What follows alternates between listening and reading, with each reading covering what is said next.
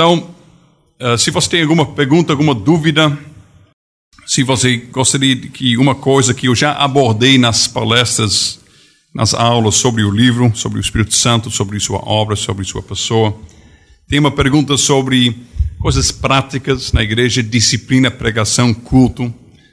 Eu não tenho respostas, mas a Bíblia tem. Então nós vamos recorrer à palavra e nós vamos ver. Sempre tem alguém que gentilmente quebra o gelo. Obrigado, Moisés. Vai lá. Pastor, na verdade não é uma pergunta. Ótimo. Eu gostaria que o senhor falasse em relação à leitura de sermão, que é uma prática na Igreja Reformada, que existem muitas pessoas que vêm aqui e perguntam bastante a respeito disso. A questão da leitura do sermão. Por que a leitura do sermão? Ok. Uma pergunta ótima. Quem é que deve pregar na igreja? Aí inclui isso aí, né? Ok, então, eu não sei se é para ser bem democrático e perguntar quantas pessoas se interessam nessa pergunta. Talvez não, porque se só 2 pessoas levantam a mão, a gente está frito.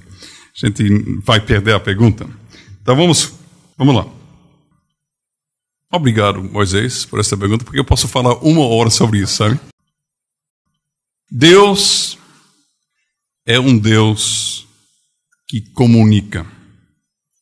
Quando nós vemos o primeiro capítulo de Gênesis, que de fato é o lugar para começar com muitas respostas para muitas perguntas, começar no início, no princípio.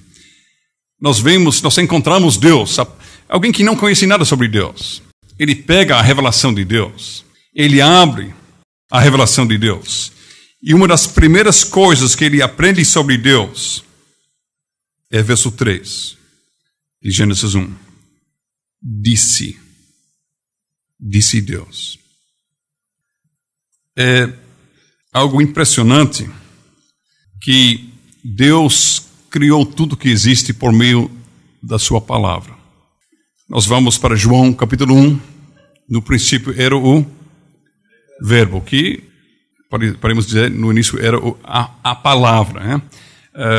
Deus fala por meio dos profetas, dos patriarcas, e finalmente ele nos falou por meio de... Qual é o texto? Rapaz, muito bom.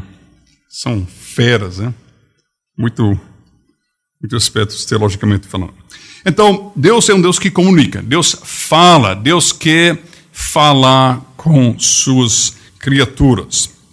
Então, quando nós caímos em pecado, nós perdemos aquela graça, aquela bênção graciosa que Deus costumava andar no jardim e conversar com seu filho Adão, sua filha Eva. Nós perdemos esta comunhão, este contato. Nós devemos lembrar disto. Um relacionamento, por exemplo, entre marido e esposa, que não tem comunicação, é um bom relacionamento? Não, é muito ruim. Homem e mulher que moram na mesma casa, mas não se falam, tem alguma coisa terrivelmente errada. Então, quando Deus vem buscar o homem depois da queda, ele vem chamando o homem, chamando ele e querendo falar com ele. Então nós vimos que no início, Deus vem, ele fala diretamente. Ele fala diretamente com Adão, ele fala diretamente com Eva, ele fala diretamente com Caim. Mas na medida que vem crescendo o número de pessoas na Terra, Deus pode falar com todo mundo diretamente, mas ele começa a usar instrumentos para chegar e falar às pessoas. Ele começa a usar, como Hebreus capítulo 1 diz, os patriarcas, Abraão, Isaac e Jacó, que eram de uma certa forma profetas, eles receberam revelações de Deus. Pensei sobre Jacó abençoando seus filhos e profetizando sobre eles. E depois, posteriormente, Moisés e posteriormente os profetas. Sempre Deus vinha até seu povo e até este mundo por meio do seu servo escolhido para falar aquilo que ele tinha que falar. Você se lembra no Monte Sinai? Deus veio falar diretamente com o seu povo, eles não aguentaram, eles ficaram aterrorizados e tremendo. Não aguentaram relâmpagos e trovões e o barulho. Deixava não somente as crianças, mas até os adultos apavorados. Por favor, Moisés, você fala com Deus, a gente não aguenta. E você repassa para a gente aquilo que Deus tem a dizer. E Deus, então, de uma forma graciosa, fez isso. Porque nós não aguentamos, como pecadores, ouvir Deus em toda a sua glória falando conosco. Isso nos enche de terror. Então, quando nós chegamos no Senhor Jesus Cristo, em Cristo, Deus se revela.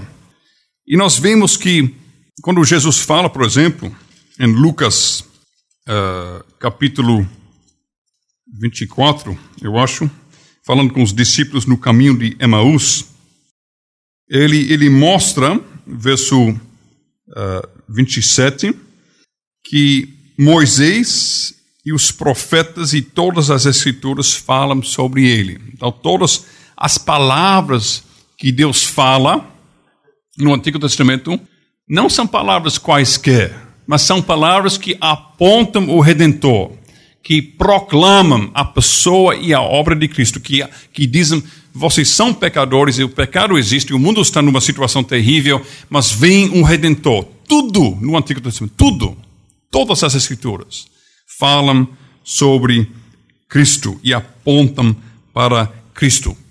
Tudo. Não tem nenhuma coisa no Antigo Testamento que Deus diz, esta é curiosidade. Eu acho que eles vão gostar de saber. Com quem Caim casou, por exemplo. Eu vou botar na Bíblia, porque eu sei que meu povo é muito curioso e eu vou botar para satisfazer a curiosidade. Não. Tem na Bíblia isso? Não. Sabe por que não tem? Não tem nada a ver. Tudo que Deus coloca na Bíblia é útil e necessário para apontar o Senhor Jesus Cristo. E quando Jesus vem, ele é o ápice da comunicação de Deus para o homem. Deus vem até o nosso nível. Isso é condescendência de Deus. Esta palavra existe em português? Condescendência é quando eu vou condescender. Quer dizer que eu estou num nível aqui, mas eu vejo a pessoa com a qual eu quero falar não tem este nível. Então eu não vou falar palavras eruditas e técnicas e especiais que aquela pessoa não entende. Eu vou condescender, eu vou chegar. Quando eu falo, por exemplo, minha filha de 4 anos, e ela perguntar, papai, assim, por que Jesus morreu na cruz? Aí eu não vou dizer, minha filha, é porque a propiciação, por causa das iniquidades e transgressões da raça humana, eu não vou falar palavras, conceitos enormes, e esta menina de 4 anos vai ficar não entendendo nada, mas eu vou condescender, eu vou até fisicamente condescender, eu vou descer, eu vou me nivelar com ela, eu vou condescender fisicamente e também eu vou falar palavras apropriadas do nível dela. Deus faz isso conosco. Você tem que ver que, por exemplo, no Novo Testamento, o grego usado é o grego koiné, como eles dizem. É o grego comum daquela época. Não é o grego erudito. Não é o grego clássico. Não é o grego dos poetas. Os escritores do Novo Testamento eram homens simples. E Deus propositadamente usa uma linguagem bem simples, porque Ele quer condescender e falar conosco. Então, Jesus, Ele prepara seus discípulos para fazer o quê? Ele é o ápice da comunicação de Deus, porque Deus agora fala diretamente com os homens, mas Ele fala conosco como um de nós. Então, como pode ter um exemplo maior de condescendência do que isto? É como eu me tornar uma criança de 4 anos para explicar coisas para minha pequena filha, entendeu? É realmente se humilhar, se colocar no nível daquele com o qual você quer comunicar. Deus fez isso conosco. Ele falou em Cristo, por meio do ensino de Cristo, por meio da pessoa de Cristo, por meio da obra de Cristo. Deus comunica quem Ele é, um Deus gracioso, um Deus de amor, um Deus que salva pecadores. Então, Jesus forma a liderança da igreja neotestamentária. Ele forma como? Ele não forma estes homens para serem grandes executivos, ou grandes CEOs, como se diz em português, grandes líderes de negócio, grandes administradores. Não, ele ensina, ele forma seus discípulos para serem grandes comunicadores. Pessoas capazes de proclamar. E ele faz isso falando, comunicando sempre aos seus discípulos, ensinando e falando. E finalmente, ele dá a esses irmãos, ele dá uma tarefa. Ele não diz, vá para o mundo inteiro fazendo shows de música. Ele não fala, vá para o mundo inteiro fazendo curas. Ele não diz, vá para o mundo inteiro fazendo obras sociais, abrindo cozinhas populares para dar sopa para as pessoas indigentes, pobres.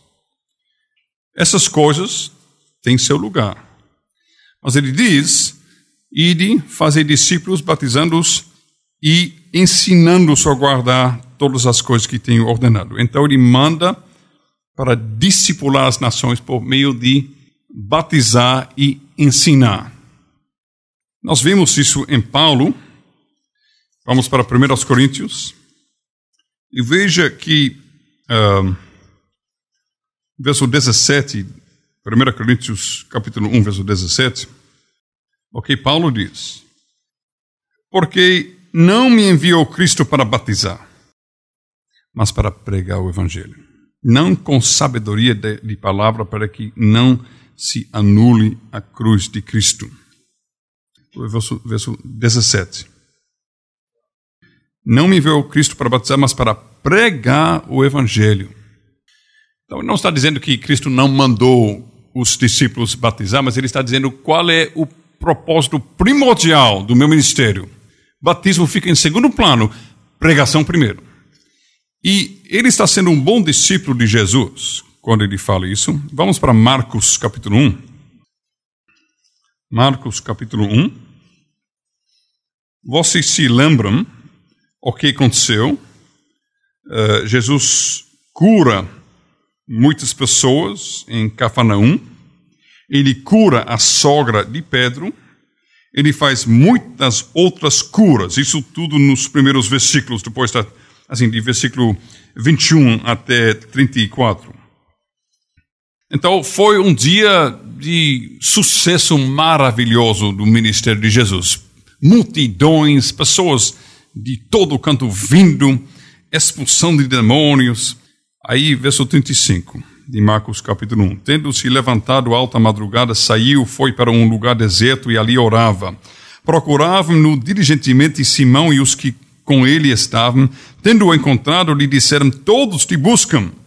Imagine que eles estão um pouco chateados. Porque assim, Jesus aqui num lugar deserto e a plateia esperando lá. Tem mais um dia de show, mais um dia de muito sucesso para o nosso ministério.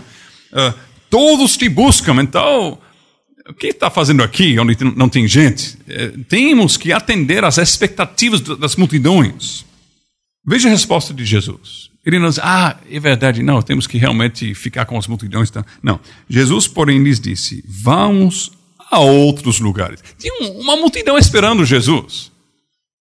Vamos a outros lugares. Imagine um pastor, entre aspas, evangélico, hoje em dia, fazendo coisa dessa. Tem uns centenas, tem 1000 pessoas esperando você naquele lugar. Não, então eu vou para outro lugar, então. Lugar mais menor, lugar com menos pessoas. Vamos a outros lugares, às povoações vizinhas, a fim de que eu pregue também ali, pois para isso é que eu vim. Jesus não veio para realizar milagres, sinais e maravilhas. Ele fez, mas não foi o propósito da sua vinda. Esses milagres e maravilhas e sinais serviam para autenticar a mensagem que ele estava pregando. Então, Paulo está fazendo a mesma coisa. Eu prego. E agradou a Deus, ele diz, usar a loucura da pregação para mostrar seu poder para salvar. É escândalo para judeus, é loucura para gentios. Mas esta loucura de pregação, Deus escolheu para salvar pecadores. Então, Deus usa comunicação para efetuar o maior milagre no mundo, tirar um pecador morto do reino das trevas e transferir para o reino do Filho do seu amor e dar vida eterna. Ele usa pregação, ele usa a palavra. Jesus e este crucificado. Então, pregação é a operação mais importante no mundo. É questão de vida ou morte. Na pregação, o Espírito Santo, por meio daquilo que os homens acham loucura, o Espírito Santo está operando com poder para transformar mortos em vivos. Vamos para a primeira carta de Pedro. Vamos ver primeiro capítulo da primeira carta de Pedro. Presta atenção. Tendo purificado, verso 22, primeira carta de Pedro 1, 22, tendo purificado a vossa alma pela vossa obediência à verdade, tendo em vista o amor fraternal não fingido, amai-vos de coração uns aos outros ardentemente, pois fostes regenerados. Quer dizer, vocês nasceram de novo. Vocês têm uma nova vida, não de semente corruptível, mas de incorruptível, mediante a palavra de Deus, a qual vive e é permanente. Pois toda carne é como a erva, toda a sua glória é como a flor da erva, seca-se a erva, cai a sua flor. A palavra do Senhor, porém, permanece eternamente. Ora, esta é a palavra que vos foi evangelizada. Pedro está dizendo, vocês eram mortos, vocês nasceram de novo, vocês começaram uma nova vida, porque nascimento é o início de uma nova vida, de uma vida. Então ele está dizendo, vocês foram regenerados, vocês tiveram uma nova vida, como? Por meio da palavra de Deus. É a palavra que o Espírito Santo usa para dar regeneração. Então, nós vemos isso em Romanos, capítulo 1, verso 16, onde Paulo fala sobre o Evangelho da seguinte forma, Romanos 1, 16 e 17, ele diz, não me envergonho do Evangelho, porque é o poder de Deus para a salvação. Ok? Por quê? Porque a justiça de Deus se revela no Evangelho. Ele fala mais claramente sobre isso em Romanos capítulo 10, onde ele diz que aquele que invocar o nome do Senhor será salvo, mas ele depois diz, bom, quem pode invocar o nome do Senhor sem ouvir pregação? Veja verso 13. Todo aquele que invocar o nome do Senhor será salvo, como, porém, invocarão aquele em quem não creram, e como crerão naquele de quem, ou a quem nada ouviram, né? Da parte da qual nada ouviram. A tradução aqui não deixa bem claro, mas o grego deixa a impressão de que como crerão se eles não ouviram a ele. É uma referência a Jesus. Paulo está falando sobre pregação como a própria voz de Cristo. E como ouvirão se não há quem pregue, e como pregarão se não forem enviados? E veja verso 17, e assim a fé vem pela pregação, e a pregação pela palavra de Cristo. Então, Paulo conhece muito bem, como Pedro, que para pessoas pecadoras e mortas em seus delitos e pecados, conhecer uma vida é necessário pregação. Então, é uma das coisas mais importantes, de fato, é a coisa mais importante no mundo, o pecador ouvir a pregação que o Espírito Santo usa para vivificar corações mortos, pecadores mortos. Veja que Deus criou o mundo falando pela palavra do seu poder, ou em outro lugar no Novo Testamento diz por meio de Cristo, que é a palavra, que é o verbo. Tudo foi feito por meio dele, que é o verbo. A criação foi por meio de falar. Deus disse, haja luz, houve luz. A recriação acontece da mesma forma. Jesus fala, Lázaro, sai. Ele não vai e faz como os servos das trevas fazem quando tentam fazer esses milagres deles, né?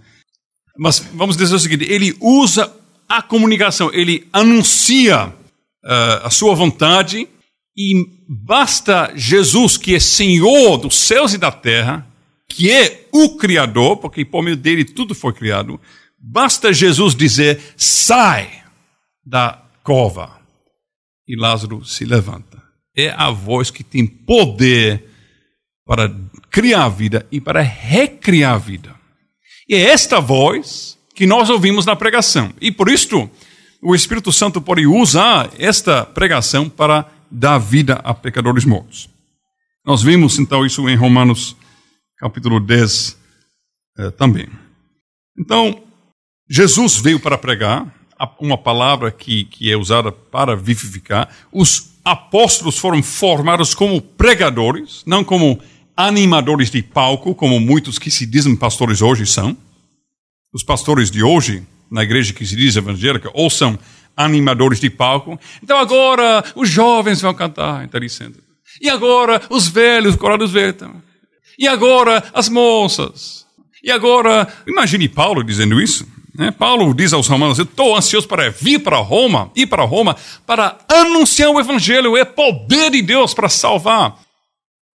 Mas eu estou ansioso para ir lá porque eu quero tentar uma nova coreografia que eu estou ensaiando com Pedro e Barnabé. Ele vem para pregar. Então, ele entende como isso é importante e por isto ele repassa para outros esta tarefa de anunciar. Vocês se lembram que ele falou a Timóteo que ele tem que instar, a palavra instar, na pregação e no ensino da palavra. Vamos para 2 Timóteo 2, verso 2. Não, vamos para 4 primeiro. 2 Timóteo 4, verso 1 e 2. Veja aquilo que ele diz. 2 Timóteo 4, 2. Conjuro-te perante Deus e Cristo Jesus, que há de julgar vivos e mortos pela sua manifestação e pelo seu reino. Prega a palavra. Insta, quer seja oportuno, quer não. Corrige, repreende, exorta com toda a longanimidade e doutrina. Por que Paulo diz isso a Timóteo? Porque Paulo entende que a única forma, a única esperança para o pecador sair da morte e das trevas e ou receber a vida no reino da luz é por meio da loucura da pregação, que é poder de salvação de Deus, que é o instrumento que o Espírito Santo usa para dar o dom da fé no coração e para regenerar corações. Então, por isso ele diz a Timóteo, prega. E não somente isto, vai para o capítulo 2 desta mesma carta, segunda carta de Paulo a Timóteo, capítulo 2, veja aqui, verso 1. Tu, pois, filho meu, fortifica-te na graça que está em Cristo Jesus, e o que de minha parte ouviste através de muitas testemunhas, isto mesmo transmite a homens fiéis e também idôneos para instruir a outros. Veja aqui Paulo dizendo à igreja, dizendo ao evangelista Timóteo, monta um seminário. Você tem que pregar, mas não somente pregar, você tem que pegar aquilo que eu repassei para você, a mensagem da vida que você prega, eu quero que você vai transmitir a outros homens. E escolhe bem, Timóteo, porque estes outros homens têm que ter um nível suficiente para também treinar outros ainda. Então, Paulo já está avisando a segunda geração de pregadores, que é Timóteo, a terceira, as pessoas que Timóteo vai ensinar, e a quarta geração de pregadores, as pessoas que serão ensinadas pelas pessoas treinadas por Timóteo. Então, ele está instruindo a Timóteo sobre a necessidade de formação de pregadores. Isto é a preocupação de Paulo. Ele não se preocupa com dinheiro, com coisas materiais, com ser um executivo da grande denominação apostólica da igreja primitiva, com sede em Jerusalém ou Antioquia, e Paulo lá com a grande escrivania dele, de mármore e de pedras preciosas, recebendo todos os dízimos de todas as igrejas. Não tem nada disto. Ele está lá pregando a palavra da vida nas igrejas, nas casas, e instruindo outros homens a fazer a mesma coisa. Ele veio para pregar a palavra da vida. Então, nós vemos que a pregação faz a diferença entre vida e morte. E não vida e morte aqui, temporária, mas vida e morte eternas. O Dr. Manuel é médico, cirurgião. Se um médico cirurgião errar, imagine, por exemplo,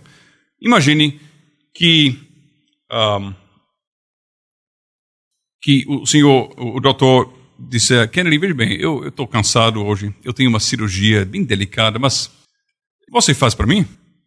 Ok, tá, seria muito legal. Eu não sei nada.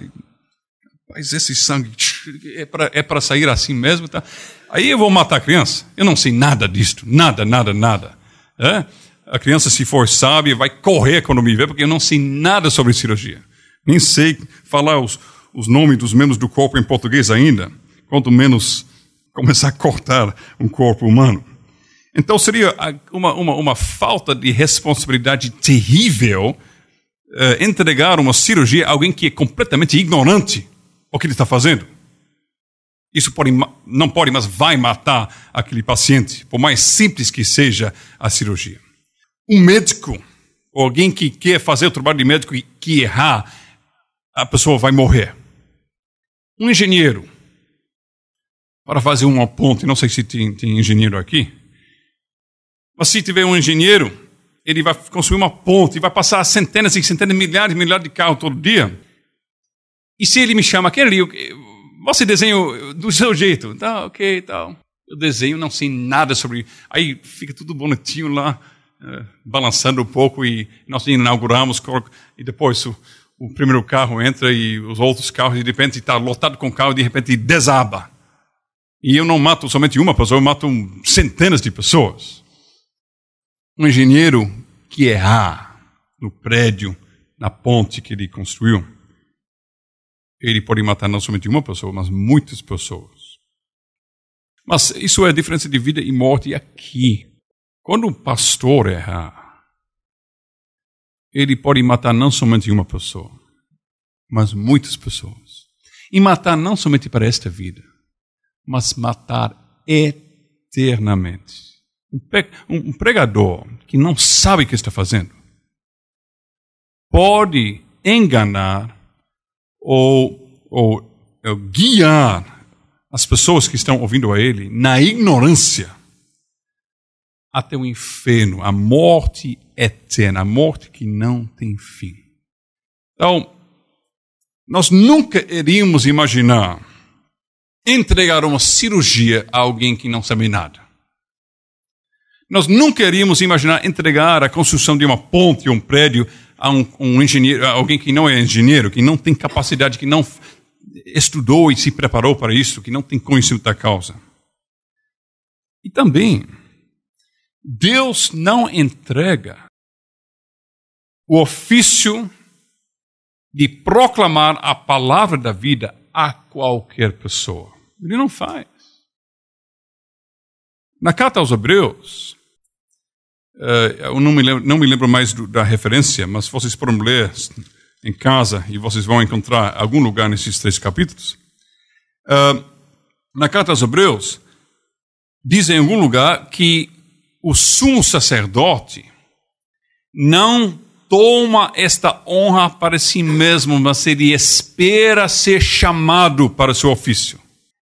E ele continua, Jesus, da mesma forma, não tomou para si esta honra de ser sumo sacerdote. Tá vendo? Eu tenho dicionários ambulantes, eu tenho concordâncias ambulantes aqui. Eu tenho muita ajuda. Obrigado. Veja aqui. Falando sobre o sumo sacerdócio. Ok. E diz o seguinte, 5:4 de Hebreus. Ninguém, pois, toma esta honra para si mesmo, senão quando chamado por Deus, como aconteceu com Arão. Arão não se acordou um dia dizendo, sabe alguma coisa? Seria muito legal ser sumo sacerdote. Eu vou lá pegar óleo e derramar até a gola da sua veste e pronto, agora estou pronto. Eu vou ser sumo sacerdote. Não, ele esperou, ele foi chamado por Deus, foi ungido por Deus. Assim também, Cristo a si mesmo não se glorificou para se tornar sumo sacerdote, mas o glorificou aquele que lhe disse, tu és meu filho, hoje eu te gerei. Como em outro lugar também disse, tu és sacerdote para sempre, segundo a ordem de Melquisedeque. Jesus passou 30 anos, mais ou menos, na face desta terra, se acordando, tomando seu café de manhã simples, como um homem humilde, família humilde, casa humilde, tomou seu café de manhã, foi trabalhar com suas mãos, como carpinteiro, com seu pai. Coisa que muitos de nós achamos abaixo do nosso nível. Porque, especialmente no Brasil, por causa do erro católico romano sobre o conceito de trabalho, nós achamos que trabalho manual é vergonhoso. E nós nos achamos melhores que o Senhor dos senhores e o Rei dos reis, o Deus verdadeiro, que criou o trabalho como uma coisa boa antes da queda. Já no jardim, na perfeição, o homem tinha que trabalhar. E não é consequência do pecado, como muitos católicos romanos e muitos que se dizem evangélicos pensam.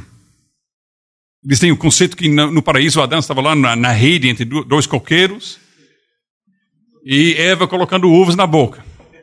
Eles acham isso. Deus diz, fiquem no jardim para guardar e cultivar. Quer dizer, pegar pá e cavar coisas. Cuidar das árvores. Buscar frutos. Cavar para aquelas coisas, ouro e prata e pedras preciosas que Deus tinha colocado. Ele tinha que trabalhar. Trabalho é glorioso.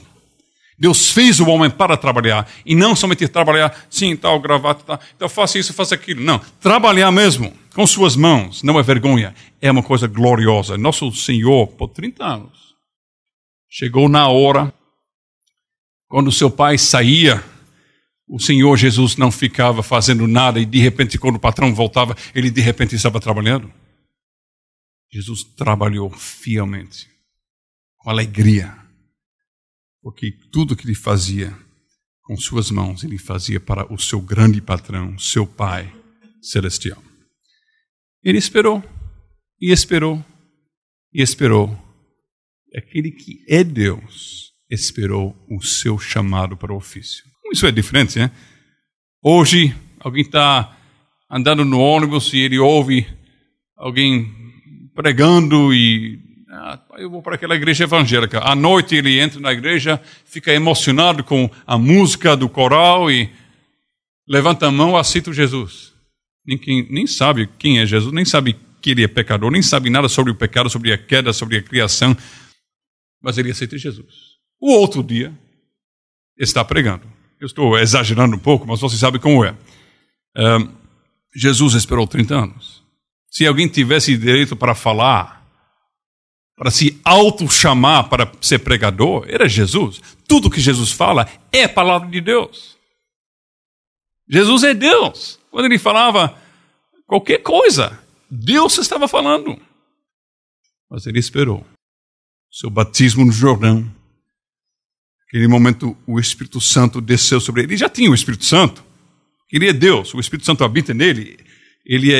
Não pode tirar o Espírito do Filho e do Pai, são um Deus. Mas o Espírito desce sobre ele em termos do seu ofício. Ele é ordenado, isso é a ordenação de Jesus no seu batismo.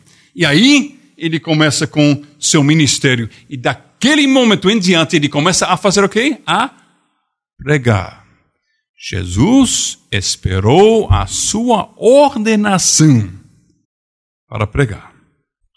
Com 12 anos, no templo, ele perguntava aos doutores e conversava com os doutores.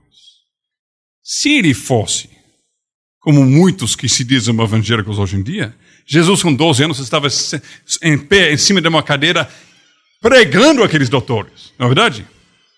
Como nós vemos esse absurdo, às vezes, nas supostas igrejas de hoje, onde tem uma criança de 8 anos, até meninas, às vezes, pregando suas experiências como se fossem pregadores. Jesus não fez isso. Estava lá, debaixo da lei, humilde, debaixo do ensino dos seus pais, obediente aos seus pais. Esperou o seu chamado para o ofício e então ele pregou. Moisés fez a pergunta e até desapareceu, mas eu vou continuar respondendo. 2 Coríntios, capítulo 5, verso 18. 2 Coríntios 5, 18. Veja como Paulo fala sobre ele e os demais apóstolos aqui. 2 Coríntios 5, 18. Ora, tudo provém de Deus que nos reconciliou consigo mesmo por meio de Cristo e nos deu o ministério da reconciliação. Nos deu. Está falando em termos da sua... ele ser apóstolo, isso é o contexto. A saber que Deus estava em Cristo reconciliando consigo o mundo, não imputando aos homens as suas transgressões, e nos confiou, nós apóstolos, a palavra da reconciliação, de sorte que somos embaixadores em nome de Cristo, como se Deus exortasse por nosso intermédio. Em nome de Cristo, pois, rogamos que vos reconcilieis com Deus. Me diga, o que é um embaixador? O Brasil tem 190 milhões de brasileiros. Qualquer brasileiro pode ir até a Casa Branca, bater na porta e dizer, Bush, em nome da República Federativa do Brasil, eu declaro tal coisa. Você tem direito de fazer isso? Você pode dizer, eu sou um embaixador. Eu acho que eu vou representar o Brasil na reunião dos chefes do Estado lá nas Nações Unidas. Eu vou me levantar e dizer, eu sou Rosenberg, do Brasil, então eu quero falar em nome do Brasil. Segurança, tirem esse homem daqui. Quem é ele? Eu sou Kennedy, eu vou para o Palácio do Planalto, como se chama? Aí eu digo, Lula, em nome da Austrália, tal coisa. Lula vai olhar para mim, segurança, tira esse homem aqui, quem é ele? Ele não é o embaixador da Austrália. Ele é um louco por aí. Não se auto-escolhe embaixadores. Embaixadores são escolhidos pelo rei, pelo presidente, pelo chefe do Estado. E por causa de serem embaixadores, quando eles falam, o chefe do Estado está falando. Quando eles falam no seu ofício. Quando o embaixador está fazendo churrasco com Bush naquele Camp David, o rancho de Bush aí, eles estão fazendo um churrasco e o Bush diz, embaixador do Brasil, o que você acha disto ou daquilo? Aí ele vai falar como uma pessoa, não? Eu gosto muito disto ou daquilo, eu acho aquilo. Ele vai conversar. Mas quando ele vem no seu ofício de embaixador para falar em nome do Brasil, aí as suas opiniões desaparecem. Ele fala, e quando ele fala, Lula está falando, e quando ele fala, a nação brasileira está falando. Paulo diz, nós apóstolos somos embaixadores em nome de Cristo, como se Deus exortasse por nosso intermédio. Paulo está dizendo, quando um pregador devidamente ordenado, chamado, ordenado, ungido pelo Espírito Santo, fala, Deus fala. Está aqui. Deus exorta por nosso intermédio. Quando um pregador devidamente chamado, ordenado e ungido prega, estamos ouvindo a voz do bom pastor, aquela voz que as ovelhas vão reconhecer e vão seguir. Por isso, verdadeiros pregadores não vão dizer: eu gostaria de compartilhar alguns pensamentos meus, coisas que eu achei interessantes sobre esse texto.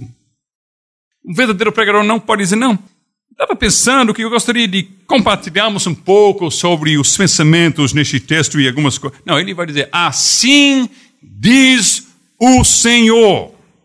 E como o embaixador do Brasil tem que ter certeza daquilo que ele está dizendo na Casa Branca, ele tem que saber com certeza que aquilo que ele está comunicando é de fato a palavra que Lula quer que seja dada. Também um pregador tem que saber de fato e com certeza aquilo que sai da sua boca seja a palavra de Deus e não imaginação sua. A Bíblia nos mostra no Novo Testamento a formação de um corpo docente para a igreja, que são os apóstolos, os evangelistas e depois os pastores e mestres. Homens que recebem o dever e o ofício de anunciar com autoridade. Eles têm o dever de proclamar a palavra da vida. No seu ofício, como embaixadores, como arautos. Porque também Paulo fala no termo de arauto. Tem vários verbos no Novo Testamento. Por exemplo, vocês que gostam muito de ler grego, escondidamente à noite, quando ninguém está vendo, você fica lendo em grego. A palavra em grego é kerusen, que é proclamar com autoridade, como arauto. E, da mesma forma, o arauto antigamente, quando não tinha rádio, não tinha assim muitos meios de comunicação, internet e televisão. O arauto chegava na cidade e tocava, pelo menos na Inglaterra, não sei como ficava no Império aqui no Brasil e depois na República, mas assim, nos países de origem inglesa, eles tocavam um sino, gritavam: hear ye, ouvem, ouvem, assim diz o rei. Então eles proclamavam aquilo, o edito que o rei falava. Então eles falavam com autoridade. Estes homens não eram quaisquer homens. Não era assim que o padeiro da cidade de repente pensava: rapaz, sabe alguma coisa? Eu acho que esta cidade precisa de um puxão de orelha. Então eu vou me levantar e vou dizer: ouvem, assim diz o rei, vocês têm que se comportar melhor e pagar seus impostos e tal, e comprar mais pão e não sei o quê. Assim, ele não tem direito a fazer isto. Só o arauto, chamado, escolhido, tem o direito, não é verdade? Por isso Paulo enfatiza, ele usa linguagem que nos lembra do Antigo Testamento. Ele diz: eu fui escolhido desde o ventre. Eu fui separado para este. Ele entende que ele nasceu para este fim de ser um pregador. Mesmo se ele for chamado mais tarde na sua vida, ele entende que Deus estava preparando ele toda a sua vida. E ele tem um chamado de Deus. Ele muitas vezes diz: Paulo, chamado para ser apóstolo. Não é verdade? Ele entende que ele tem um chamado, ele foi escolhido, ele tem um ofício. Hoje em dia, o conceito de ofício não é conhecido na igreja moderna. Na igreja contemporânea, ofício, nós entendemos a palavra cargo, não é? Tem o cargo de porteiro, cargo do diácono, que é um porteiro, um superporteiro, não é? Aí tem vários cargos, né? Como na igreja católica romana medieval. Leia as Institutas e veja quando Calvino trata de todos os cargos inventados na igreja romana medieval. Veja a igreja contemporânea e nós vemos as mesmas coisas acontecendo. Multiplicidade, uma multiplicação de cargos. Ofício é quase desconhecido. E ofício de pregador é completamente desconhecido. Quando uma mulher se levanta e diz coisa para a sua amiga, se tiver qualquer coisa de Jesus, ou de Bíblia, ou de Deus, naquela linha que ela fala, naquela sentença que ela afirma, então ela diz, eu estou pregando. Se qualquer pessoa fala qualquer coisa que tem a ver com a Bíblia, ele diz, não, eu estou pregando o Evangelho. A Bíblia não conhece isso, não. Se nós vamos para 1 Coríntios 12, 13 e 14, nós vemos que o Espírito Santo concede dons diferentes à igreja. O corpo inteiro não tem o mesmo dom. Então, para usar mais ou menos a ilustração de Paulo, o corpo de Cristo, ele fala até seria uma coisa nojenta, uma coisa horrível, se todo o corpo fizesse a mesma coisa. Imagine, ele diz, se todo o corpo fosse, por exemplo, o óleo, né? Então, onde ficaria, se todo fosse ouvido, onde o olfato, né? Se todo o corpo fosse óleo, onde estaria o ouvido? Imagine, você encontra um homem na rua, assim, rodando para seu lugar de trabalho, porque ele é um óleo grande, com um chapéu lá em cima. Aí, este óleo está indo para trabalho. Ele pode fazer o quê? Talvez vigia, né? Mas assim, sendo vigia, quando vem o ladrão, ele nem pode falar, ele nem pode ligar para a polícia, não pode fazer, né? Porque só olhar. Bom, da mesma forma, a igreja, Paulo não usa isso, mas assim, o corpo de Cristo não é uma boca, né? Alguns no corpo de Cristo têm o dom de falar, de proclamar, de ofício de proclamar, de ensinar. Outros têm outros dons e outro ofício. E nós temos que lembrar isso. Hoje em dia, a palavra pregar é barateada. É uma palavra que não tem muito valor. Todo mundo prega. Então eu estava pregando a palavra para meu vizinho. Não, você não estava pregando a palavra. Da mesma forma que você fala com um americano sobre seus pensamentos sobre a situação política entre Brasil e América e os Estados Unidos, você também não está sendo embaixador. Entendeu? Você deve, de fato, dar razão pela esperança que você tem em você.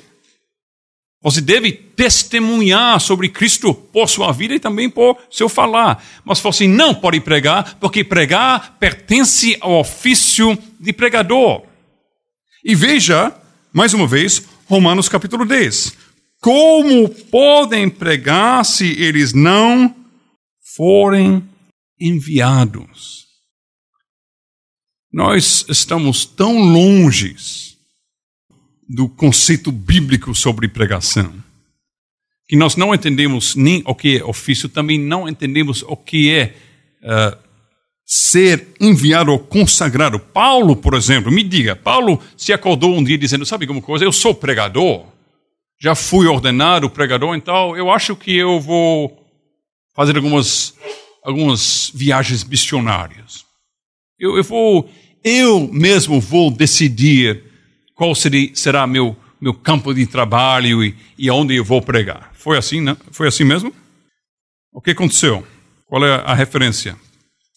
Havia na igreja de Antioquia, Atos 13, profetas e mestres Barnabé, Simeão, por sobrenome Níger, Lúcio de Cirene, Manaém, Colação de Herodes e o tetrarca e Saulo. E servindo eles ao Senhor e jejuando, disse o Espírito Santo, separai-me agora Barnabé e Saulo para a obra a que os tenho chamado. Então, jejuando e orando e impondo sobre eles as mãos, os despediram. Paulo, grande pregador, grande apóstolo, foi chamado pelo Espírito Santo por meio da igreja. Por meio da igreja, a igreja, os presbíteros da igreja, impuseram as mãos e consagraram este homem para o trabalho missionário. E hoje, qualquer pessoa se levanta e diz, eu vou ser missionário na África. Ide, tenho que ir. Aí eu vou para a África. Faz as malas, vai lá. Sabe alguma coisa? A Bíblia não conhece isso, não.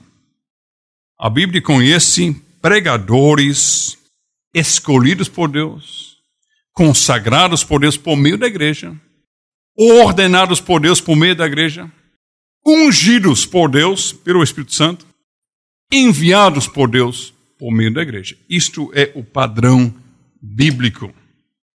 E com estas coisas, aquele que vai tem certeza de que ele vai com autoridade de próprio Deus, e ele tem certeza de que quando ele faz seu trabalho fielmente, conforme esta palavra aqui, ele está falando a própria palavra de Deus. Deus está falando por meio dele. É isso que Paulo diz. E ele tem certeza de que quando ele prega a palavra fielmente, conforme seu ofício, sua unção e sua ordenação, ele tem certeza de que o Espírito Santo está atuando e operando com poder por meio desta pregação, endurecendo corações, que a palavra é aroma de Cristo para a morte para os incrédulos. A palavra corta para a vida, mas também corta para a morte. Então ele tem certeza de que quando ele está pregando fielmente no seu ofício, o Espírito Santo está endurecendo corações incrédulos e graciosamente também concedendo vida e transformando, conforme sua soberana vontade, outros corações. Ele tem plena segurança de que Deus está à obra. Minhas ovelhas ouvem minha voz, me seguem. E quando o pregador oficial prega, ele tem certeza de que o bom pastor está sendo ouvido. Quando nós não respeitamos isto, nós temos muitos problemas. Eu conheci um pastor que trabalha há 20 anos no fundo da selva, lá distante, perto de Colômbia. Ele me contou como iniciou-se a obra missionária naquelas aldeias. Foi nos anos 50, se não me engano, não sei exatamente, anos 50 ou 70, por aí. Muito tempo atrás. Aí uma moça, eu quero ser missionária. Ide! Eu sou missionária agora. Sozinha é uma mulher brava, sabe? Corajosa. Foi para dentro da selva. Lá, você não pode ir mais dentro da selva. Você chega no limite mesmo. Aquela área lá em cima que se chama cabeça do cachorro. Porque parece um cachorro mesmo no mapa. E ela foi naquela aldeia e começou a pregar a Cristo. Sem preparo, sem entendimento, sem conhecimento, sem saber corretamente o que é o Evangelho, sem ser chamado, sem ser preparado, sem ser consagrado, sem ser ordenado, sem ser enviado, ou enviada, porque uma mulher deveria colocar A em todas essas palavras. Ela pregou. Mas a pregação dela é como Kennedy fazendo cirurgia em criança. Não vale nada. Ela sabia, Jesus, não sei o que e tal. O que ela criou lá foi uma outra religião. Ela se agradou quando todo mundo estava chegando num lugar e se sentava e alguém se levantava e falava algumas coisas, de alguns trechos da Bíblia que ela traduziu, e todo mundo cantava algumas coisas, e parecia uma igreja. Então, glória a Deus por esse trabalho. Uns 20 anos depois, chegaram outros missionários, incluindo o nosso amigo pastor Marcelo, que até esteve no simpósio. E ele ficou impressionado. Paz, então, parece que já conhecem o Evangelho. Mas ele ficou conhecendo, todo mundo, não, Jesus, isso, Cristo, aquilo, e Deus, aquilo. Aí um dia ele estava tirando foto de um batismo, ele estava na água, tirando foto. Aí de repente todo mundo gritando, sai. Ele falou, que isso, anaconda, jacaré? Então, ele saiu às pressas e disse, que foi? Aí eles disseram, veja bem, porque os pecados que estavam sendo lavados poderiam ter grudado em você. Isso foi ensinado. Aí ele percebeu outras coisas. Ela tinha colocado uma lista, por exemplo, ela disse a eles, uma liturgia seria mais ou menos assim, vocês começam com um hino, por exemplo, hino 3, que ela fez uns 5 ou 10 hinos para eles. Aí depois vocês fazem uma leitura daquele trecho aqui, por exemplo, trecho 2 da palavra que eu traduzi. Aí depois vocês fazem uma oração, digamos por mais ou menos 5 minutos, tal, e ele colocou mais ou menos uma liturgia para eles. E deixou e foi embora. E até hoje, uns 40 anos depois, eles seguem à risca esse papel. É sempre hino 3 no início, que diz ali, no papel. É sempre uma oração de 5 minutos, porque diz aí, no papel.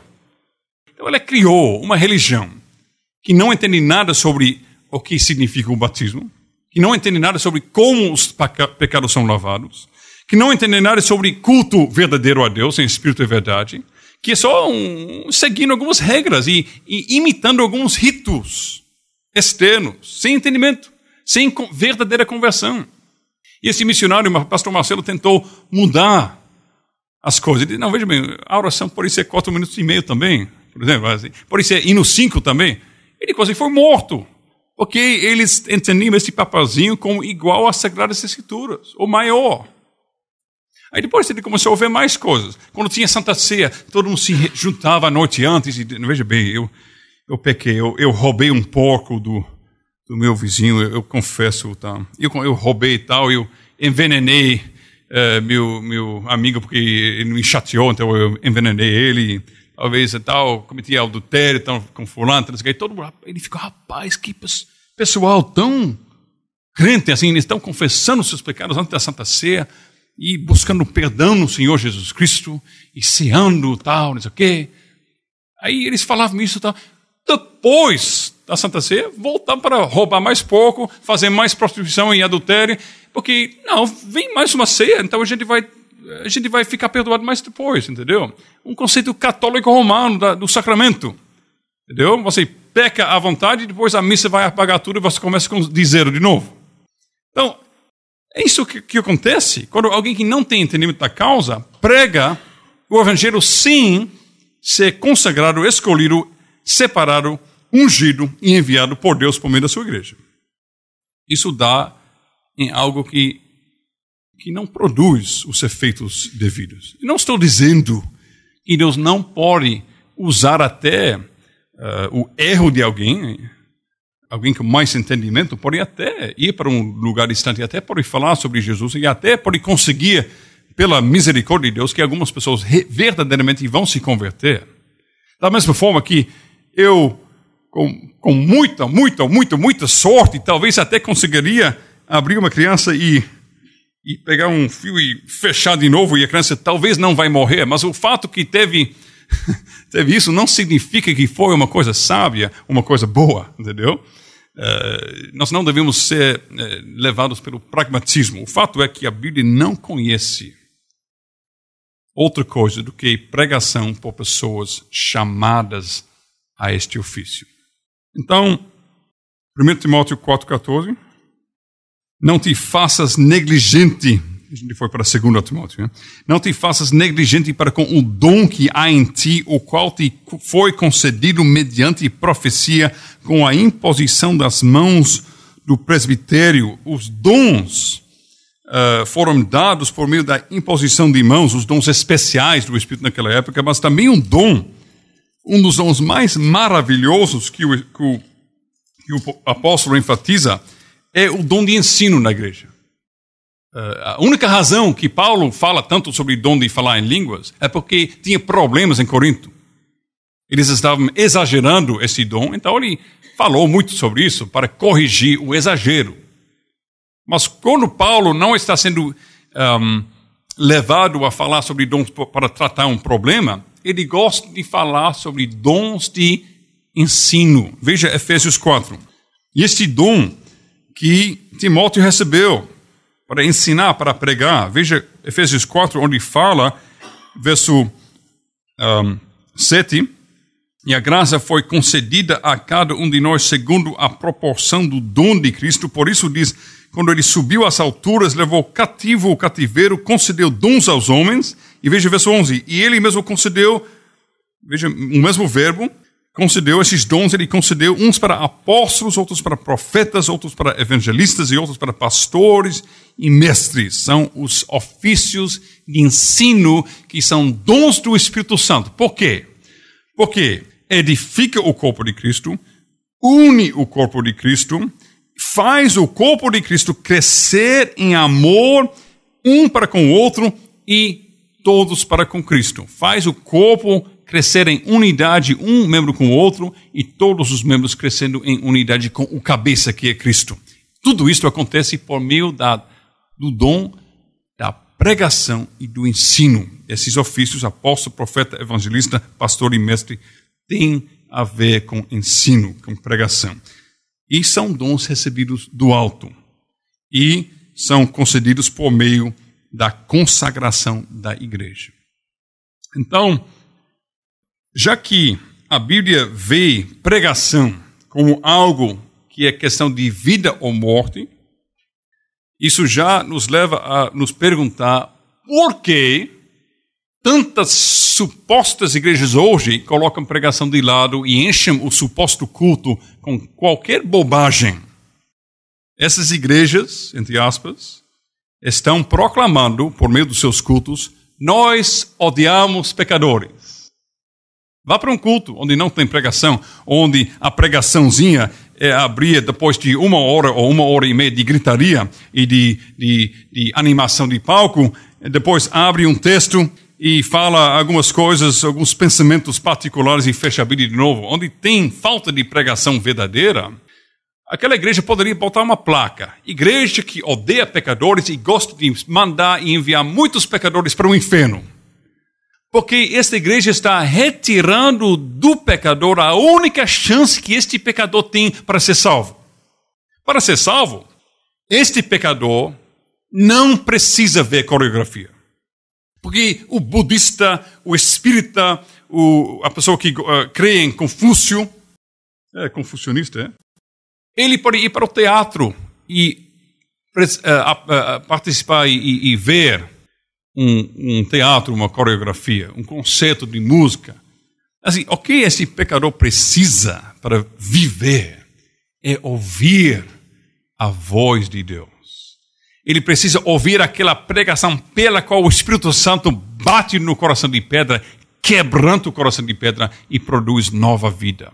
E a igreja que retira a pregação do povo odeia pecadores e quer mandar muitos para o inferno. E enquanto estão no caminho, ou em caminho para o inferno, a igreja falsa ou infiel está divertindo o pecador, amando o pecador até o inferno, com um amor fingido, né? Um amor que diverte, mas não um amor que transforma. Então, a primeira coisa que nós vemos é que pregação é coisa de vida ou morte, por isso a Bíblia não entrega este ofício a qualquer pessoa, ou esta atribuição a qualquer pessoa, mas Deus chama homens, e Deus consagra homens, Deus capacita homens, Deus unge homens, e quando estes embaixadores estão falando, Deus está falando. Então, Moisés, por isto, as igrejas reformadas não permitem a qualquer pessoa pregar a palavra no culto. Porque é questão de vida ou morte. Nós temos a prática que os pastores têm que estudar a língua hebraica, a língua grega, têm que passar muitos anos se preparando para ter condições de cavar nas minas da palavra de Deus para tirar tesouros e alimentar a congregação com coisas novas e coisas conhecidas. Isso que o bom dispenseiro faz, diz a Bíblia. Sendo coisas novas e coisas já velhas ou conhecidas. Então, sempre construindo em cima do conhecimento que a igreja tem. Este homem que prepara a pregação que a igreja vai ouvir tem que ser um homem que foi chamado para este ofício, que foi capacitado, preparado, consagrado, ungido, ordenado e enviado para isto. E, portanto, quando não tem um homem disponível para estar presencialmente no culto, a prática das igrejas reformadas é que alguém idôneo, quer dizer, um homem que os presbíteros acharam um homem fiel, temente a Deus, com capacidade de ler de uma forma viva, vai ler esta mensagem preparada por este homem que tem ofício para pregar. Porque é o conteúdo do Evangelho que transforma mentes e corações e vidas. Não é o show, é aquilo que é dito. E aquilo que é dito é preparado pelo homem que tem ofício para preparar a pregação da palavra de Deus. Não é o show. Contudo, pense em Jonathan Edwards. Jonathan Edwards foi usado por Deus no século XVIII para iniciar um grande avivamento enorme. Centenas e milhares de pessoas convertidas na sua cidade, centenas de igrejas novas instituídas. Sabe como este homem pregava? De uma forma monótona, sem mexer. Ele não variava o tom, ele não mexia, ele falava: vocês são pecadores que estão sendo pendurados em cima da boca do inferno, e Deus vai lançar você no inferno se você não se arrepender. Ele pregava assim, usando uma lanterna para ver o manuscrito dele e lendo. Então, mas Deus usou o poder das palavras. Este homem que não mexia, esse homem que não variava o tom, que quebrava todas as regras de homilética, de oratório. E Deus usou ele de tal forma, essas palavras, para convencer corações de tal forma, que quando ele falava que você está deslizando para o inferno, os homens pegavam no banco da igreja e pensavam que eles estavam naquele momento, deslizando para dentro do inferno. Eles seguravam-me e choraram-me, gritaram: socorro! Assim.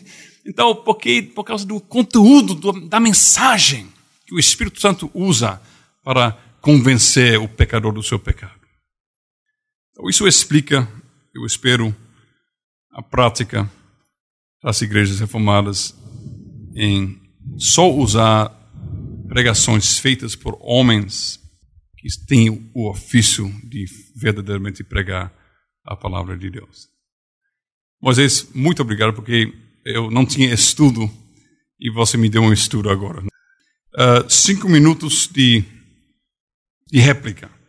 Pronto.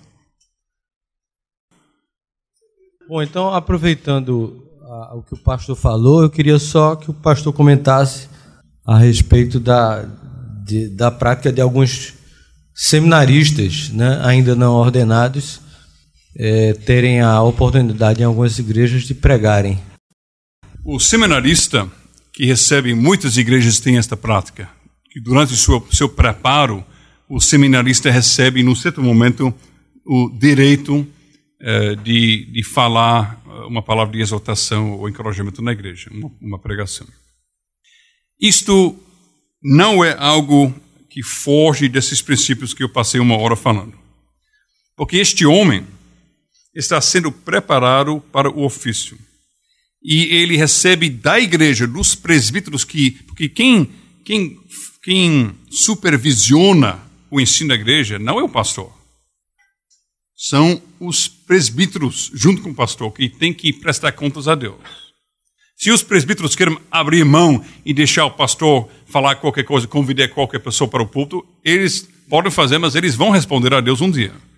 Porque os líderes, diz Hebreus, vão ter que prestar contas a Deus pelas almas que ele entregou debaixo do cuidado deles. Então, se eles permitem um pastor convidar qualquer pessoa para falar qualquer bobagem do púlpito, no grande dia de juízo, Deus vai chamar os presbíteros e dizer: por que você deixou este homem no púlpito desviar o meu povo, desviar minhas ovelhas?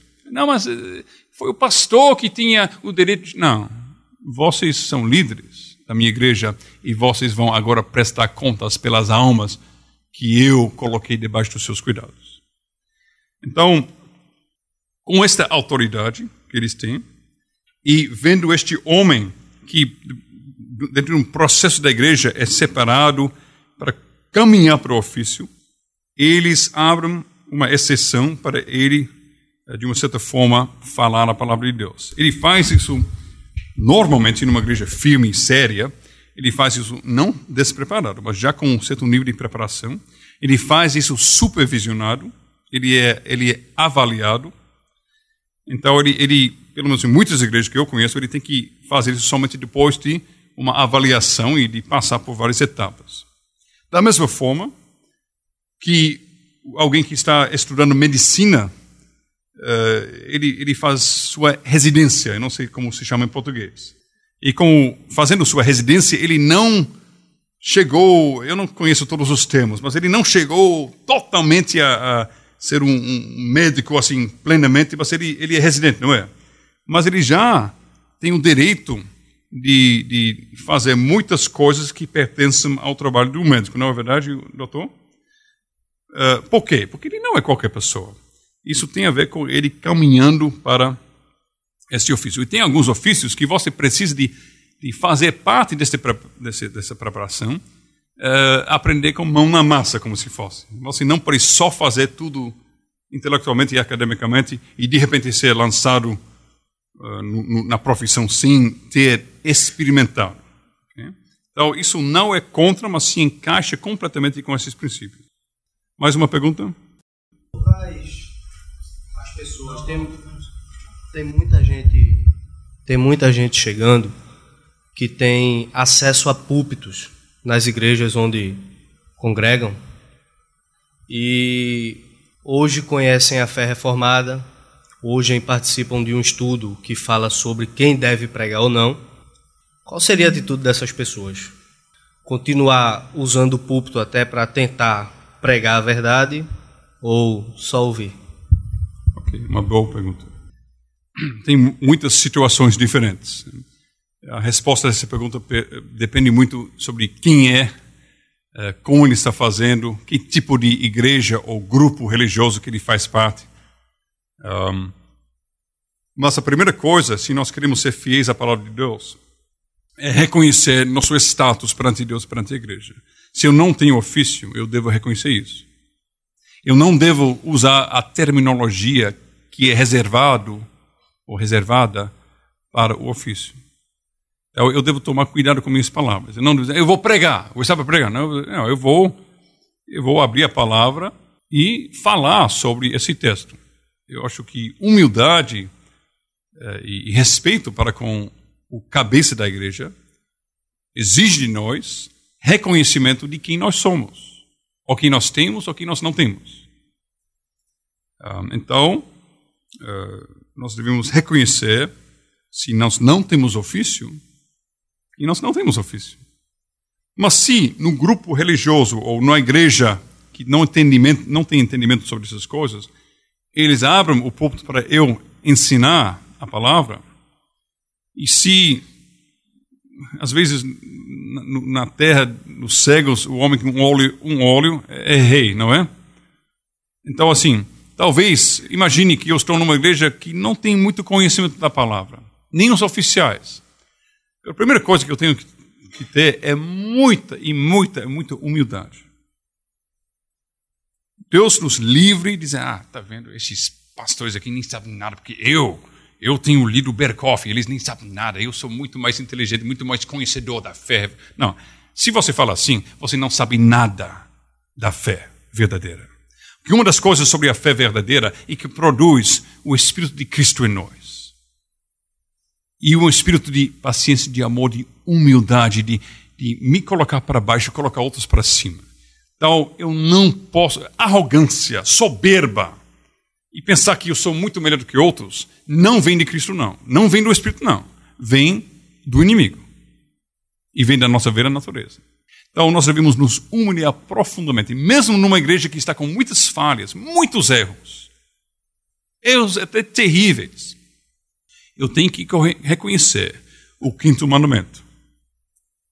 Eu estou nesta igreja como membro, e os pastores e oficiais desta igreja, eu tenho que respeitar e honrar. Agora é difícil. Talvez o pastor nem sabe pregar a palavra, talvez. Em algumas igrejas é assim. Eu estou falando de uma forma bem geral, porque tem milhares de igrejas diferentes. Mas eu estou falando sobre um caso bem sério. Talvez o pastor nem sabe proclamar a palavra. Ele só conta histórias, experiências próprias, não sabe pregar. Então fique de joelho em oração. Deus me dê humildade para respeitar meu pastor. Porque mesmo com todos os seus erros e todas as suas faltas de capacidade, ele foi colocado por Deus sobre você como autoridade. E se você desprezar a ele, você despreza a Deus. Então, se este homem não tem muita capacidade e chama você, irmão, você pode falar, porque ele até gosta quando você, que ele diz, né? Ele diz pregar.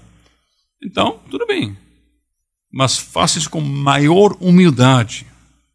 Não pensando que você é maior. Ore por ele.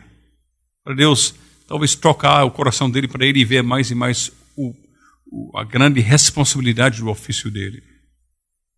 E se, naquele ambiente, os oficiais da igreja dão abertura para ensinar, e você, falando com outros irmãos fiéis e sábios na palavra, você pergunta a eles, eles concordam, não, realmente, esta oportunidade para ensinar sobre a graça de Deus, que está sendo permitido pela liderança da igreja, podemos fazer honrando a eles e também tendo esta oportunidade.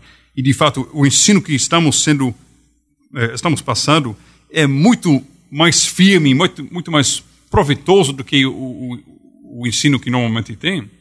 Então, em certos casos, podemos com alegria fazer uso desta oportunidade.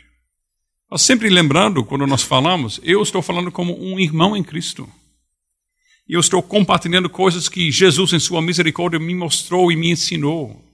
Então, nós devemos tomar muito cuidado de não assumir ou tomar sobre nós um ofício que nós não temos. E dizer, rapaz, o pastor me chamou para pregar. Então, irmãos, eu estou pregando agora, assim diz o Senhor. Não, pare aí. Quem é você? Tem ofício? Não? Então cale-se. Okay? Soberba vem do inimigo. Humildade vem de Cristo. Então, se eu tenho esta oportunidade, eu vou respeitar meu pastor, mesmo se ele está muito errado, eu vou respeitar sua posição, seu ofício.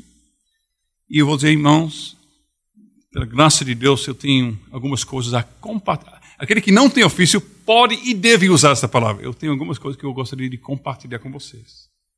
Que Deus, em sua misericórdia, tem me mostrado e me ensinado.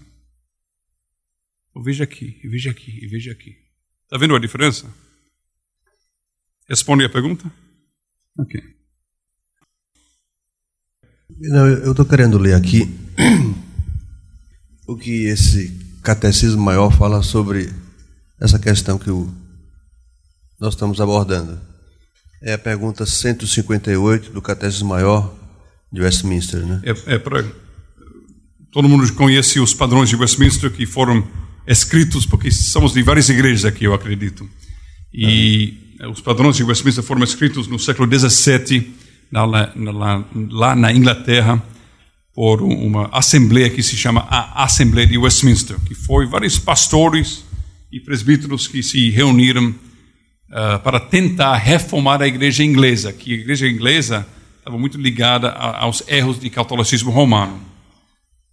Então, eles desenvolveram uma confissão e alguns catecismos, que talvez algumas pessoas aqui que não conhecem esta palavra, não era para lutar contra o catolicismo romano, então por que produzir catecismo? Não é coisa católica? Não é. Catecismo é simplesmente um tipo de documento que usa a memorização, resposta e pergunta para ensinar verdade. A palavra catecismo não é coisa católica romana. É simplesmente um documento onde o professor fala e os alunos ecoam. Né? Vem de uma palavra em grego que significa ecoar. Então, o professor fala, os alunos ecoam aquilo que ele fala. É um jeito de ensinar verdades. Na Igreja Católica Romana, eles usam o catecismo para ensinar erros. Nas igrejas fiéis, usam catecismo para ensinar a palavra. Okay? Por favor, não pense quando você ouve esta palavra que só os católicos romanos podem usar uma tal coisa. Pronto. Então é sobre essa pergunta, porque esse aqui é um documento que a igreja presbiteriana, as igrejas presbiterianas, assim, subscrevem, né? Okay. não todas as igrejas presbiterianas do mundo, mas pelo menos no Brasil. E nós temos tido assim momentos de constrangimento com muita frequência com respeito exatamente a essa pergunta que foi formulada ali pelo irmão, e nós completamos. A pergunta é assim: eles fizeram essa pergunta e responderam depois de muitos anos, 5 anos estudando essas questões, né? Depois de 5 anos para poder escrever isso aqui, né? Por quem deve ser pregada a palavra de Deus? Ou seja, quem é que deve pregar? E então a resposta é: a palavra de Deus deve ser pregada somente pelos que foram suficientemente dotados e devidamente aprovados e chamados para tal ofício. Então, esse livro aqui vai comentar, fazer várias perguntas a respeito desta pergunta e resposta, que eu queria sugerir que os irmãos pudessem ler, e vai completar, acho que mais na frente um pouco, diz assim: e como deve ser pregada a palavra de Deus por aqueles que são chamados para isso? Aqueles que são chamados para trabalhar no ministério da palavra devem pregar a sã doutrina diligentemente, a tempo e fora de tempo, com clareza, não com palavras sedutoras de sabedoria humana, mas em demonstração do Espírito e de poder. Como deve ser pregada a palavra de Deus por aqueles que são chamados para isso? Aqueles que são chamados para pregar no ministério da palavra devem pregar a sã doutrina com fidelidade, fazendo conhecido todo o conselho de Deus, com sabedoria, aplicando-o segundo as necessidades e a capacidade de entendimento dos ouvintes, com zelo, amando fervorosamente a Deus e as almas do seu povo, com sinceridade, visando a glória de Deus e a conversão, edificação e salvação daqueles que ouvem. Então eu acho que isso, eu estou lendo isso aqui, meus irmãos, porque nós estamos numa época muito difícil na igreja presbiteriana, mas não é só na igreja presbiteriana. O pastor está falando isso aqui, acho que está atingindo a muitos de nós aqui, eu creio, nas nossas próprias igrejas. Esse conceito, definição, a importância de quem é que prega a palavra de Deus. Há uma negligência muito grande. Eu posso dizer que vi dentro da igreja presbiteriana durante muitos e muitos anos, e via até crianças pregando, e todo mundo admirando, sabe? E depois pessoas completamente sem habilitação para isso, sem ordenação, sem preparo, sem dom, querendo fazer a vontade de Deus com toda piedade, é verdade, mas trazendo prejuízo para o reino de Deus, para muitas vidas. Então acho que essa pergunta foi oportuna, tanto é que nós levamos mais de 1 hora para responder essa pergunta. Eu acho que é uma coisa fundamental. E por isso que eu quero recomendar aos irmãos a leitura dessa revista que saiu agora, que trata também dessa questão, Recuperando o Púlpito. Eu acho que isso é um tema muito importante. Eu quero agradecer ao pastor pela resposta, mas que cada um de nós medite sobre isso, porque eu próprio tenho que rever muita coisa. Hoje eu tenho procurado como presbítero ler sermões de grandes homens de Deus. E não é fácil, porque está dentro de uma estrutura, de uma cultura que nós temos, que vai confrontar-nos com a palavra de Deus. Obrigado, doutor. Vamos lembrar, se talvez tenha seminaristas aqui, não importa qual é a nossa igreja, as verdades da palavra de Deus são iguais, e as mesmas. E aquilo que foi citado do catecismo não é um documento da minha igreja, mas esse documento está fielmente expondo aquilo que a Bíblia diz, e por isso também é útil para mim, mesmo se não é o meu documento. Mas é altamente importante. Eu agradeço muito esta citação. Se tiver seminaristas no nosso meio, lembre-se, ou ter pastores, lembre-se, todos nós, que a pregação do Evangelho é a atividade mais importante em toda a atividade humana sobre a face desta terra. Pregação do Evangelho faz a diferença entre céu e inferno. E, portanto, não é. Se nós vamos brincar com alguma coisa, nós não devemos brincar nunca com pregação. Nós devemos zelar para que façamos conforme a palavra. Porque muitas almas e o destino eterno de muitas almas depende da igreja ser fiel na área de pregação. Então vamos orar a Deus. Nosso Deus e Pai, nós te damos graças, Senhor, pelo que nós acabamos de ouvir nesta noite, que nos fala ao coração, também a nossa própria consciência. É algo tão sério, tão relevante, Senhor, para a tua igreja, para o teu reino, para o teu povo. Ajuda-nos, Senhor, a zelar para, com as nossas atividades, com nossos dons, o propósito da nossa vida e também para o trabalho da igreja visível aqui no mundo, Senhor. Nós pedimos a tua bênção sobre os pregadores de hoje, que preguem a tua palavra com fidelidade, mas também que a própria estrutura eclesiástica que nós vivemos sofra, ó Deus, um grande despertamento. Que as igrejas de hoje possam levar isso muito a sério. Cada um de nós que representamos, somos representantes de muitas igrejas aqui, Senhor, tu bem sabes. Ó Pai, toca o nosso coração e mostra-nos como isto é algo tão importante, tão sério e necessário para o Brasil, para as nossas igrejas. Que o Senhor levante pregadores hoje, capacitados, habilitados pelo Teu Espírito Santo, convocados pelo Senhor, ordenados como ministros do Evangelho, com habilidade, ó Deus, preparo, zelo, amor, e que sejam autenticados por um presbitério, por própria igreja, para que possam pregar com toda a autoridade a Tua palavra, Senhor. Que o Senhor traga esses pregadores, que haja um grande avivamento no nosso meio, um grande despertamento, ó Deus, na nossa igreja. Nós já te damos graças, Senhor, porque podemos ter o privilégio de ouvir uma palavra como esta desta noite, que quebranta o nosso coração, mas também nos consola de saber que o Senhor ainda preserva alguns homens de Deus fiéis que pregam e alimentam suas ovelhas para que elas possam caminhar nutridas, ó Deus, para a glória e também contribuem para o crescimento do Teu reino. Perdoa nossas faltas, incomoda o nosso coração, Senhor, nossas mentes, nossa consciência, para vermos a nossa responsabilidade como líderes das igrejas e também como membros das igrejas, como membros do corpo de Cristo. Nós oramos em nome de Jesus. Amém.